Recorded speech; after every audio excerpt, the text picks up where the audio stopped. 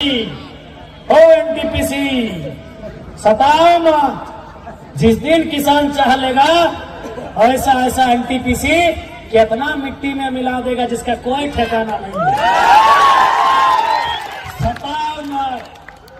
मानते हैं अभी पूंजी है तुम्हारे पास और वो हर वीक जुलूस में देखे ले मिला है। अगर उतना भीड़, उतना उमंग, उतना उत्साह अगर फैक्ट्री के सामने खड़ा भई ना तो काल के सामने आके बोलते हैं कि वार्ता कीजिए, आपकी मांग को जब तक पूरा नहीं करेंगे कोई काम नहीं करेंगे। आज मैं विशेषकर विस्थापित क्षेत्र के नौजवानों से कहूंगा, मैं विशेषकर विस्थापित क्षेत्र के नौजवानों से कहूंगा कि आप जितनी ऊर्जा के साथ, आप जितनी ताकत के साथ रामनवमी में जय श्री राम का नारा लगाते हैं, आप जितनी ताकत के साथ, जितनी ऊर्जा के साथ रामनवमी में जय श्री राम का नारा लगाते हैं, आप जितनी ताकत, जितनी ऊर्जा के साथ मुहर्रम में या अली या हुसैन का नारा लगाते हैं, उससे दोगुनी ताकत के साथ कंपनी के गेट में नारा लगाइए, कंपनी हमारी जमीन वापस करो। उससे जोर से नारा लगाइए। मैं ये विस्थापितों को कहूंगा, आप जितनी जोर से, जितनी ऊर्जा से, जितनी ताकत से नारा लगाते हैं जय श्री राम का रामनवमी में या अली या हुसैन का मुहर्रम में, उससे ऊर्जा, उससे जोर, उससे ताकत से नारा लगाइए कि कंपनी हमारी जमीन खाली करो, कंपनी हमारी जमीन खाली करो, सरकार हमारी जमीन वापस करो, सरकार हमारी जमीन वापस करो। उससे ताकत से नारा लगाइए। आज इस देश में जितने लोग धर्म के नाम पर ऊर्जा के साथ आगे बढ़ते हैं, जितने लोग धार्मिक जुलूसों में ऊर्जा के साथ आगे बढ़ते हैं, जितने लोग धार्मिक कार्यक्रमों में उत्साह दिखाते हैं, यदि रोजगार के लिए, शिक्षा के लिए, स्वास्थ्य के लिए अगर उतनी ऊर्जा, उतना उत्साह, उतनी एकजुटता दिखा देंगे ना तो कंपनी बाप बाप करेगी, ये गारंटी है। इसलिए आज मैं तमाम लोगों से कहूंगा कि आज आवश्यकता है लड़ाई को लड़ने की, आज आवश्यकता है अपने हक अधिकार के लिए एक रास्ता तैयार करने की, जिस रास्ते में चलकर हम अपने हक अधिकार को सुरक्षित कर सके। आज हो सकता है वे लोग आके आपको डराएंगे, क्योंकि डराते वही है जो खुद डरे हुए होते हैं। जय राम माता जिंदाबाद, जिंदाबाद, जिंदाबाद। जय राम माता। ये लोग आके डराएंगे, ये इन पुलिसों का सहारा भी लेंगे।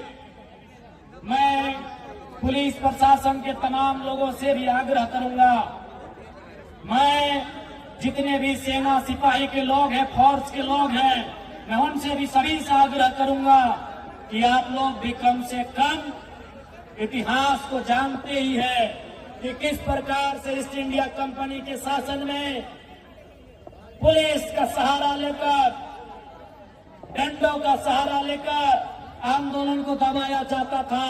आज आपका सहारा उसी लिए लिया जाता है। इसलिए इस बात का ध्यान रखेंगे, आप किसी भी रैयत पर जुल्म ना करें। आप बताइए, आज केरेडाड़ी में, जोरदाग में, 13 माइल में, गोंदलपुरा में, एनटीपीसी में, पतरातू में क्या हो रहा है? 500, 400, 200 की संख्या में पुलिस के जवान रात के 2 बजे रैयत के घर आते हैं, उन्हें उठाकर थाना ले जाते हैं। अरे भाई, कोई आतंकवादी के लिए उतनी मुस्तैदी नहीं होती है जितनी मुस्तैदी रैयत को उठाने के लिए किया जाता है। हम कैसे माने?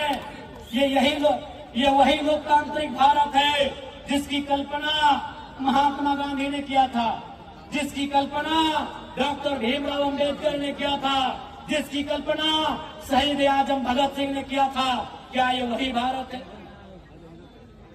मैं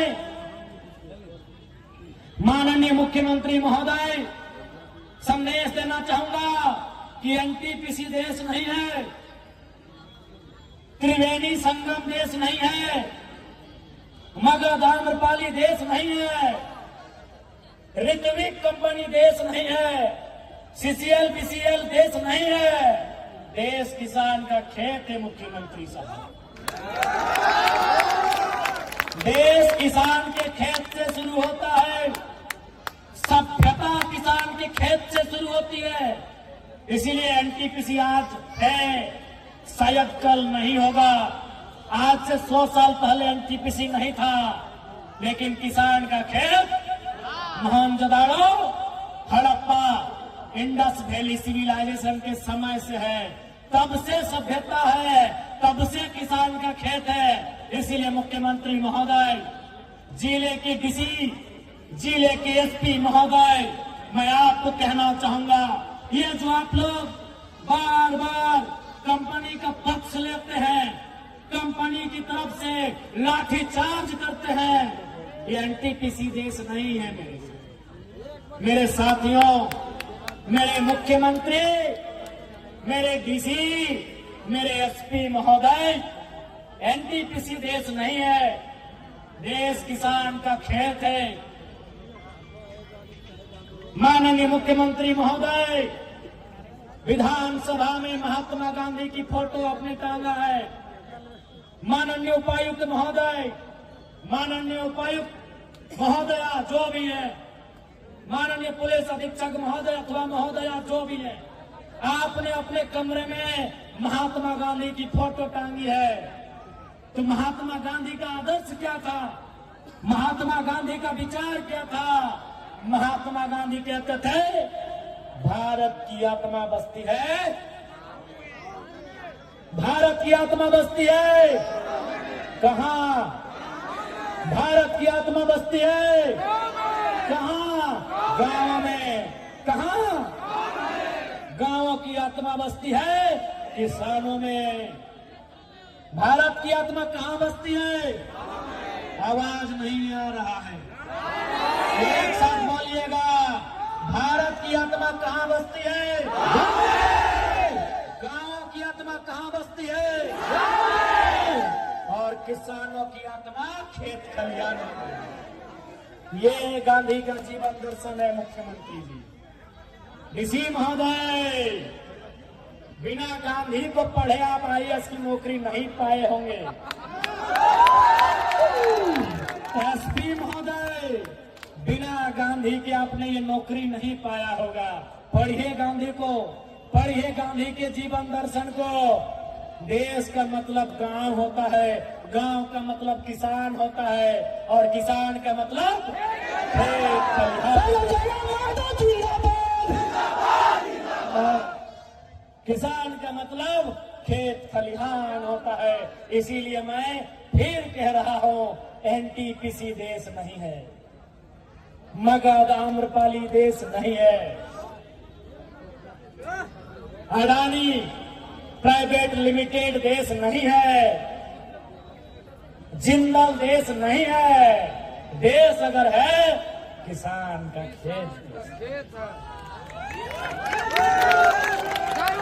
इसलिए अगर देश की रक्षा करनी हो, देश की रक्षा करनी हो, तो पहले किसानों की रक्षा करिए,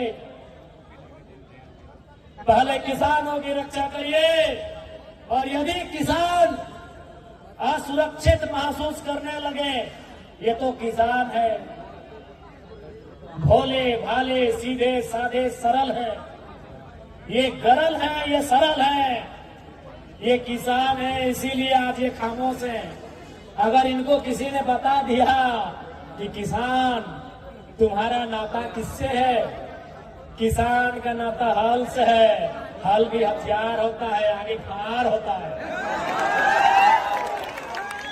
अगर किसी ने इंटरेस्ट में दुबके हुए किसानों को ये बता दिया, ए किसानों तुम्हारा नाता हार से है, और हार के आगे फार होता है, और फार से पेट फाड़ा जा सकता है। किसानों, सुबह जब आंख खुलती है तुम दतवन लाने जाते हो और दतवन कुल्हाड़ी से तोड़ के लाते हो, कुल्हाड़ी से सर भी काटा जाता है। जब हमारे माओं को बताया जाएगा, मेरी माओं मेरी बहनों, आप धान किससे काटते हो?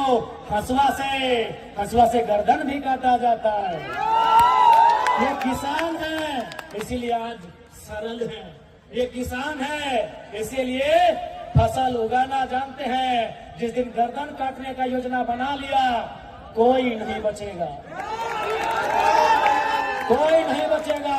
अरे तुम तो एडीसी साहब, एएसपी साहब, दुर्गा साहब, आप नौकरी करते हैं तब आपको हथियार मिलता है। हम लोग पैदाइशी हार लेके चलते हैं, हार में हार होता है। बड़ा बाबू, आप नौकरी करते हैं तब आपको बंदूक मिलता है, बंदूक का धार मिलता है। सर्व हम लोग पैदाइशी हार का फार लेके चलते हैं। इसलिए सताइए नहीं, सताइए नहीं। ओ एनटीपीसी, सताओ मत। जिस दिन किसान चाह लेगा ऐसा ऐसा एनटीपीसी कितना मिट्टी में मिला देगा जिसका कोई ठिकाना नहीं है। सताओ मत। मानते हैं अभी पूंजी है तुम्हारे पास और वो पूंजी तुम विधायक का चुनाव में लड़ने के लिए देते हो, मालूम है। एनटीपीसी मालूम है हमको, मालूम है तुम्हारे पास पूंजी है। पूंजी तुम मुख्यमंत्री को भी देते हो, ये भी मालूम है। नहीं तो 5,000 बकरा कहां से आता? इतना बोका झारखंडी नहीं है, इतना बोका झारखंडी नहीं।